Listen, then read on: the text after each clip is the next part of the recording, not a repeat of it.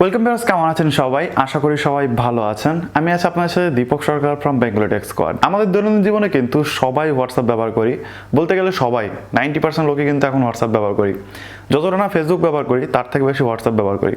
প্রথমে যখন আমি ফেসবুক ব্যবহার করতাম তখন শুধুমাত্র ফেসবুকে ব্যবহার করতাম, ভাবতাম যে দূর হোয়াটসঅ্যাপে কিছু নেই, ছবি টবি দেখা যায় না, কে ব্যবহার করবে। তারপরে আস্তে আস্তে হোয়াটসঅ্যাপে যখন শিফট হলাম তারপর দেখলাম যে হোয়াটসঅ্যাপই সব থেকে বেশি ব্যবহার হয়, ফেসবুকটাই সব থেকে কম ব্যবহার হয় আমার পার্সোনালি যদি বলি সেক্ষেত্রে। তো এই হোয়াটসঅ্যাপে কিন্তু ডে বাই ডে অনেক কিছু ইনক্রিজ করা হয়েছে, অনেক কিছু আনা হয়েছে, অনেক কিছু কিন্তু ফিচার অ্যাড করা হয়েছে, যেমন স্ট্যাটাস অ্যাড করা হয়েছে। স্ট্যাটাস যখন প্রথম আসে তখন ভাবতাম দূর স্ট্যাটাসগুলো না দিলেই ভালো করতে, এমনি নর্মালি ভালো ছিল, স্ট্যাটাস দিয়ে শুধু শুধু স্ট্যাটাসগুলো বাড়িয়ে রেখেছে। কিন্তু পরে আস্তে আস্তে ওটা ভালো লেগে গেল, এখন স্ট্যাটাস তো না দিলেই নয় সারাদিনে। তো এরকমই নতুন একটা ফিচার এসেছে যার ফলে কিন্তু আপনি আপনার যে ছবি সেটা কিন্তু খুব সহজেই কাউকে পাঠাতে পারেন, যার কিন্তু কোয়ালিটি অনেক কম খরচ করে। নর্মালি আমরা যখন কোনো ছবি হোয়াটসঅ্যাপের মাধ্যমে পাঠাই তো সেক্ষেত্রে কিন্তু সেই ছবির কোয়ালিটি অনেক কমে যায়, প্রায় বলতে গেলে 70% রিডিউস হয়ে যায়। আমরা যে একটা কোয়ালিটির ছবিটা পাঠাই, হয়তো যদি 5 MBর কোনো একটা ছবি পাঠাই, তখন সে যখন ডাউনলোড করে মোটামুটি 300-400 কেবির মধ্যে কিন্তু সে ডাউনলোড করে নেয়, এতটাই রিডিউস হয়ে যায়। তো এর জন্য কিন্তু নতুন একটা অপশন এনেছে হোয়াটসঅ্যাপ, যার ফলে কিন্তু আপনার যে ছবি সেটার কম্প্রেসড কিন্তু কম হবে, অর্থাৎ তার যে কোয়ালিটি সেটা রিডিউস কম করে আপনি পাঠাতে পারেন, বা চাইলে অটোও করে রাখতে পারেন। তো কিভাবে করবেন চলুন দেখে নিন। নর্মালি তো একটা জিনিস সবাই জানেন যে যদি আমরা ডকুমেন্টস হিসেবে পাঠাই কোনো ছবি বা ভিডিও, সেক্ষেত্রে তার কোয়ালিটি কোনো রকম রিডিউস হয় না। কিন্তু সে ছাড়াও ডকুমেন্টস করে ছাড়াও যদি আমরা নর্মাল ছবি পাঠাই সেক্ষেত্রেও কিন্তু আপনার কোয়ালিটি না কমে পাঠানো যাবে।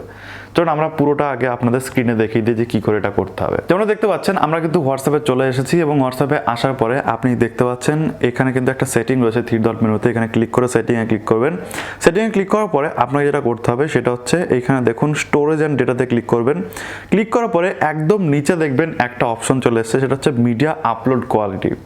এখানে যদি আপনি ক্লিক করেন সেক্ষেত্রে photo upload quality, best quality photos are larger and can take longer to send. অর্থাৎ এখানে কিন্তু 3টে অপশন এখন এখান থেকে দিয়ে দিয়েছে যে আপনি চাইলে এখান থেকে বেস্ট কোয়ালিটি অথবা ডাটা সেভার মোড করে রাখতে পারেন অথবা অটো করে রাখতে পারেন। যদি আপনি অটো রাখেন সেক্ষেত্রে আপনার নেটের স্পিড কেমন, আপনি ওয়াইফাই ব্যবহার করছেন নাকি আপনার যে মোবাইল ডেটা ব্যবহার করছেন তার উপর ডিপেন্ড করে এইখান থেকে অটোমেটিক সুইচ হয়ে যাবে যে আপনি কোয়ালিটি রিডিউস করবে নাকি কোয়ালিটি ঠিকঠাকভাবে পাঠাবে। যদি আপনি বেস্ট কোয়ালিটি করে রাখেন সেক্ষেত্রে আপনার মোবাইল ডেটা অন থাকুক আর ওয়াইফাই অন থাকুক, যখনই আপনি পাঠাবেন আপনার যে ছবি তার কিন্তু কোয়ালিটি কমবে না, কমলেও খুবই কম কমবে, যাতে করে যে অপরজন ছবিটা যখন পাবে তার কাছে যাতে ঠিকঠাকভাবে কোয়ালিটি যায়। সো যার জন্য কিন্তু এটা রাখা হয়ে যায়। ডাটা সেভার মোড অন করলে তো বুঝতেই পারছেন যে ডেটাই নেবে না, যত রিডিউস করতে পারে তত রিডিউস করে রাখবে।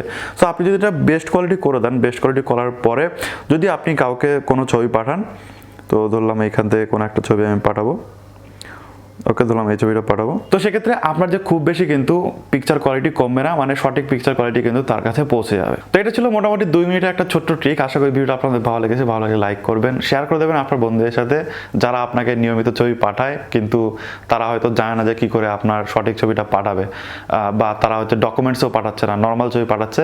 তো সেক্ষেত্রে এইভাবে কিন্তু বেস্ট অপশন করে রাখলে আপনার কিন্তু সঠিক যে ছবির কোয়ালিটি সেটা কিন্তু আপনি পেয়ে যাবেন, আপনার ছবির কোয়ালিটি বেশি রিডিউস হবে না। সো ভিডিও লাইক করবেন আর কমেন্ট করে জানাবেন কেমন লেগেছে। আর যদি কেউ আগে থেকে জেনে থাকতেন এটা, সেক্ষেত্রে অবশ্যই কমেন্ট করে জানাবেন যেটা আগে থেকেই জানতেন। আর নতুন হয়ে থাকলে অবশ্যই সাবস্ক্রাইব করবেন। থ্যাংক ইউ সো মাচ পুরো দেখার জন্য। দেখা হবে নেক্সট ভিডিওতে। টাটা।